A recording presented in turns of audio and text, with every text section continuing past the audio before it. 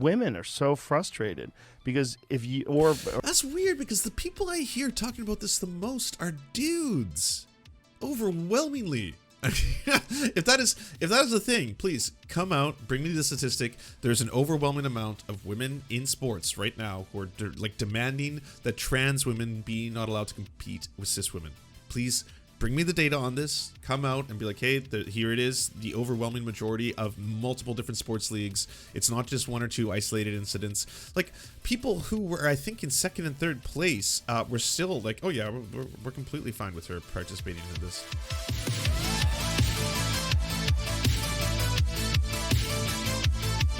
Like Marjorie Taylor Greene defines women as the weaker sex. Yeah, okay, let's hear about this. I'm gonna make some clickbait, okay? Women are the weaker sex. There we go. This will pull in the red pill crowd. Don't worry, I'll use it for good. I'm gonna get this place flooded with the I word, a whole bunch of them, and then they're gonna come in here and be like, yeah, women are weak. Yeah, we hate women. Yeah, fucking women bad. And then I'm gonna be like, yeah, well, surprise. I have some things to teach each one of you. Yes, I'm gonna be chaotic good, okay? Chaotic good. I've learned about these alignments, these D&D alignments. I'm doing the chaotic good one right now, okay? So just wait. And also, you know, everyone, maybe before calling them horrifying I words, you'll spend a little bit of time and you know, maybe they just needed a digital hug or something, and then all of a sudden all the misogyny will evaporate, and then they're gonna be like, wait, I respect women now. I won't even pronounce it whammon. No, I won't say whammon. I will say woman. Not womex, because that's just fucking ridiculous, but woman, for sure. Collins, Mitt Romney, and Lisa Murkowski. And now Georgia Representative Marjorie Taylor Greene is condemning those Republicans for their vote. She wrote, quote, any senator voting to confirm KGB is a pedophile or is pro-pedophile just like... No. I mean, this is already awful, but that misreading makes it even worse, but yeah. Like she is. That's a quote from Marjorie Taylor Greene, and it goes on to say there are many more qualified black women judges that actually can define what a woman is, but Biden chose the one that protects evil child predators. And then Romney, Murkowski, and Collins vote for her. End quote there from Marjorie Taylor Greene. The House Select Committee. Hi, I'm Dr. Brian Perry. No, Dr. Brian, terrible timing. Okay, you don't know. I'm in kind of a weird mood after that. Representative Marjorie Taylor Greene has answered the question, what is a woman? But her answer has caused a bit of a stir. At a Georgian Republican Assembly endorsement convention in Newman, Georgia over the weekend, the controversial Republican defined women by referring to them as the weaker sex. I'm going to tell you right now, what is a woman? The congressman said. We came from Adam's rib. God created us with his hands. We may be the weaker sex. We are the weaker sex, but we are our partner's, our husband's wife. The what is a woman question has become a cultural lightning rod for conservatives and liberals ever since the Supreme Court nominee Judge Ketanji Brown Jackson recently refused to answer the question at a hearing, saying, I'm not a biologist. Well, it just seems like an unfair reduction of this whole thing, because she went on to say, I can tell you that I'm a woman. And I was like, that's probably like one of the best answers you could give in this state, because like she knows that you're doing a gotcha. This whole thing, like that they were doing so many gotchas. The entire process was like the Republicans seeing like, all right, can we paint her as a pedophile? Can we paint her as someone who is pro child abuse? What about racist baby enabler? And then now we've got she's trying to push the trans agenda, and that's when they were just screaming CRT, like just at the top of their lungs. They've actually used CRT now effectively as they've turned it into a slur. Is what they've done. There are many more qualified black women judges that actually can define what a woman is, but if Biden chose the one that protects evil child predators, she tweeted on Monday, specifically calling out Senator Mitt Romney, Susan Collins, and Lisa Murkowski. All the senators have broken the majority Republicans and supported Jackson. The majority Republicans have broken with the majority. Any senator voting to confirm is a pro-pedophile like she is. There are many more qualified black women judges that actually can define what a woman is, but Biden chose the one that protects evil child predators, and then Romney, Murkowski, and Collins vote for her. Like, Clean up your room. you're touring with Matt Gaetz. I'm sorry. You've kind of lost the moral authority on this about what is or what isn't potential child abuse if you are touring with Matt fucking Gaetz. Come on. Like, this is repulsive, Mitt Romney. I mean, I think being called repulsive by Marjorie Taylor Greene is kind of like a badge of honor. It's like being called bitch boy by Lauren Southern. You're kind of like, oh, fucking based. All right, yeah, I'll be bitch boy, Lauren Southern. If a Nazi's calling you bitch boy, it's like it's a good thing. Joe Rogan says trans athlete Leah Thomas is an assault on women's sports. Of course he did. Going undercover, 21 Jump Street To crack wokeness? to just doing some sort of gender research or to crack a corner. Like maybe it's like 21 Jump Street. She's just going undercover as a woman to get, like maybe there's some huge corruption going on in collegiate swimming in. That's fucking massive transphobia. That's wild. And Joe Rogan's just sitting there like, yeah, bro, this fucking awesome, bro. Yeah, have you heard me say the N-word before? Yeah, it's pretty cool. Yeah, I can say it. I know it. Yeah, I know it, and I've said it to black people. Yeah, it's pretty cool, right? Yeah, I know. Female collegiate swimming, and she's just getting in there. That would be good. Yeah. But what it is now is not good. What it is now is assault on women's sports. And the idea that anybody would think it's fair that someone who is number 462 as a man, 462 in the nation, is number 1 as a woman a year later. Yeah. And that's fair. You don't think maybe it was her passion for swimming that got her to number 1? Could be. It's just an amazing or woman. a change in diet? Could be. Could be that. Could be. Yeah. Just becoming her true self. I can't think of allowed her any to be other a winner. factor it could be. I'm just going passion for swimming. Maybe. You're probably right. But that might be the woke straw that breaks society's camel back. I think it definitely did break a lot of people's brains in like the weirdest of ways. It's where you saw people who may even have said in the past that they were like advocates for trans rights, all of a sudden being like, oh, this is now my wedge issue, like, you know, like Destiny and everyone who follows him. Like, we looked it up, and one of the things that wasn't talked about was how there was a whole bunch of records that were broken this year. None of them by Leah. Like, I think there was, 21 or 27 NCAA records that were broken this year by a whole bunch of women, and there was no mention of any of those, no discussion of any of that. Leah is not the fastest women's swimmer in any of the categories in which she was participating in. It's one of those moments where, like, I think a single podium photo basically just, like, completely broke a lot of people's minds. See a lot of those now.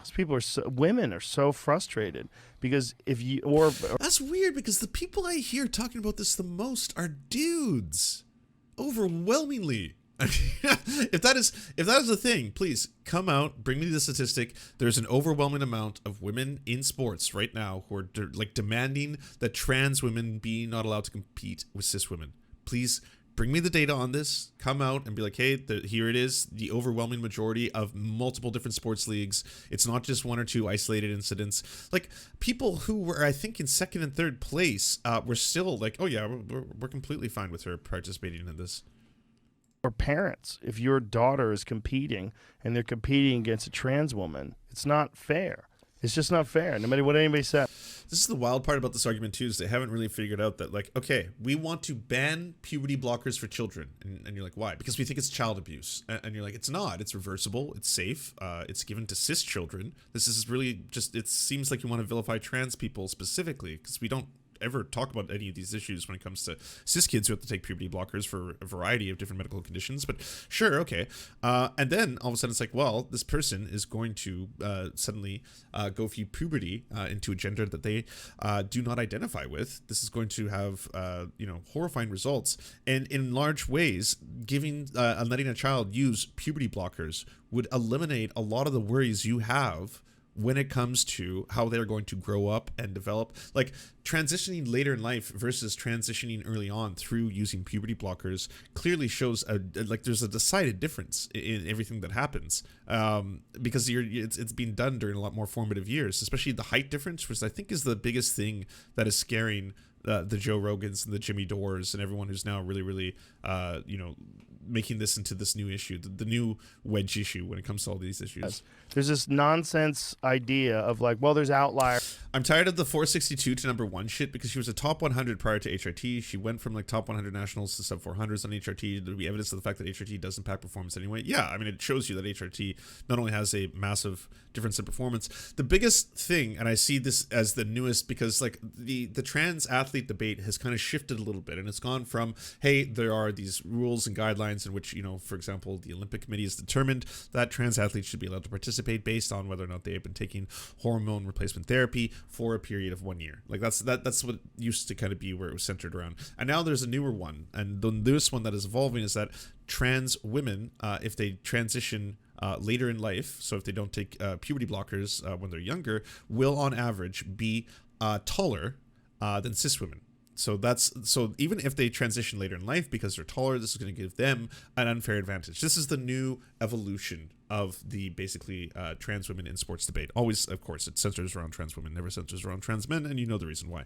But anyways, that's where it currently centers itself around. If you listen to Jangle Science Lab talk about this, because he's an athlete and he cares very deeply about sports science, which is a fascinating field. Everything from how does muscle tissue form, grow, all that kind of stuff, like the lactic acid that breaks down muscle fibers, and then all that kind of shit.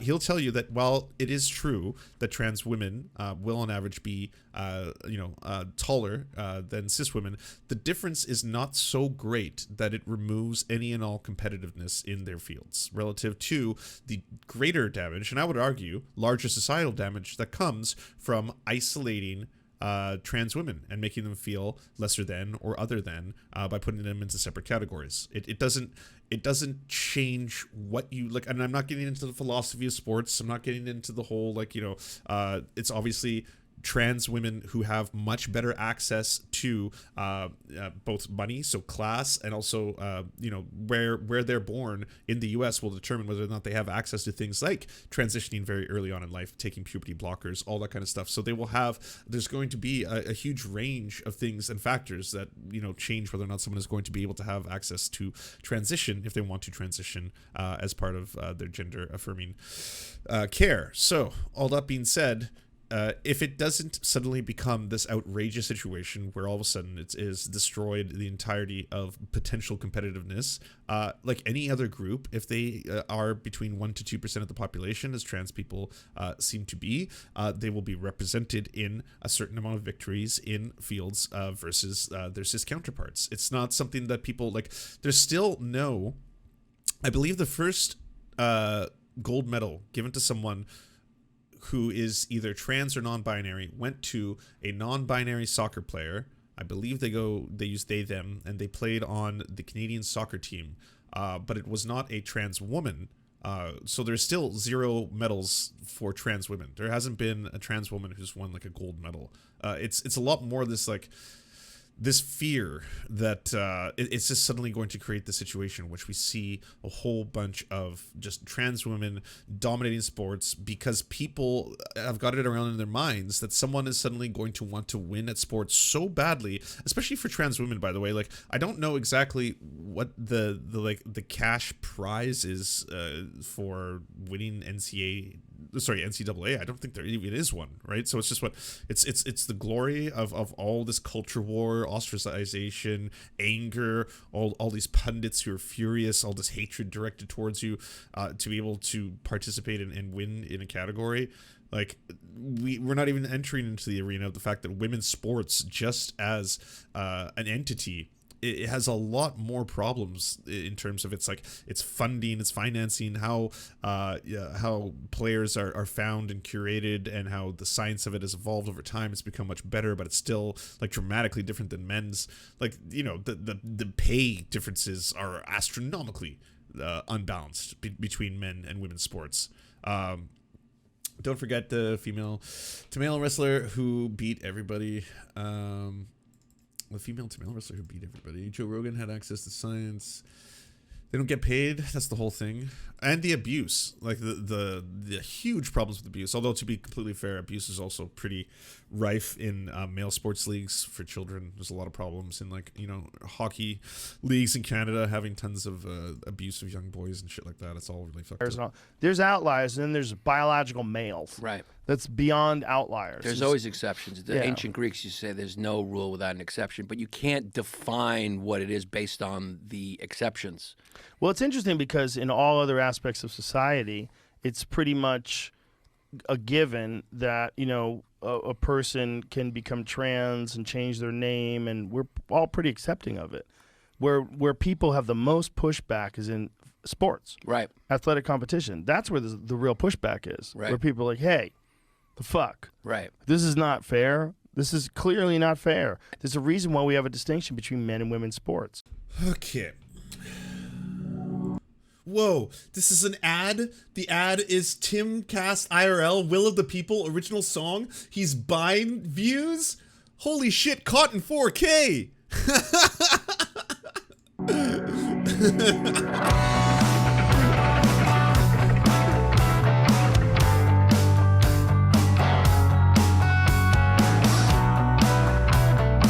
Caught you, Tim. You buying views. Holy shit. That's sad.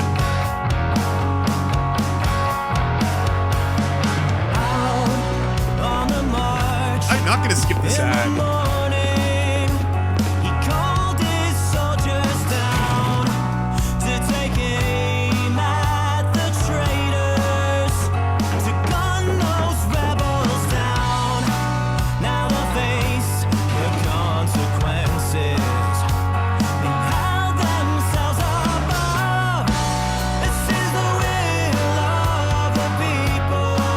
This is the will of the people, everybody. You heard it here first. Yes, the will of the people.